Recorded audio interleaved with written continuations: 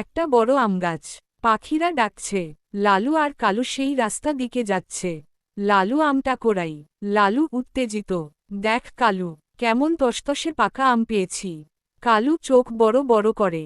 ওরে বাবা, আমটা তো বিশাল। ভাগ করে খাই চল। লালু, ঠিক আছে, আমি ভাগ করে দিচ্ছি। আমটা দু ভাগে ভাঙে। তুই দেখ, আমার ভাগটা তো ছোট। কালু চিৎকার করে, না না, তোরটাই বেশি। আমার ভাগটা ছোট। লালু রেগে, তুই বলছিস? আমি তো বলছি তোরটাই বেশি। দুজন ঝগড়া করতে থাকে। তখনই মঞ্চে প্রবেশ করে শেয়াল। শেয়াল চতুর হেসে, ওহে ওহে, কি নিয়ে এত ঝগড়া করছো বন্ধুদের মতো? লালু ও কালু একসাথে। এই শেয়াল ভাই, আপনি বলেন কে বেশি পেল?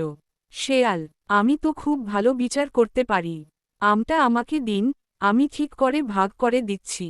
দুজন রাজি হয়ে আমের টুকরো শেয়ালের হাতে দেয়। শেয়াল, এই টুকরোটা বড় মনে হচ্ছে, একটু কেটে খেয়ে নিই।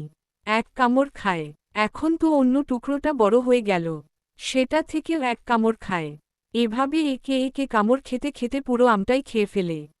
লালু চোখ কপালে, শেয়াল ভাই, আমাদের আম কই? শেয়াল পেট চুলকে, ওহ, আমি তো খুব ব্যস্ত ছিলাম ন্যায্য ভাগ করতে করতে।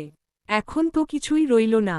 কালু দু হাত মাথায়, আমার ভাগ, আমার ভাগ।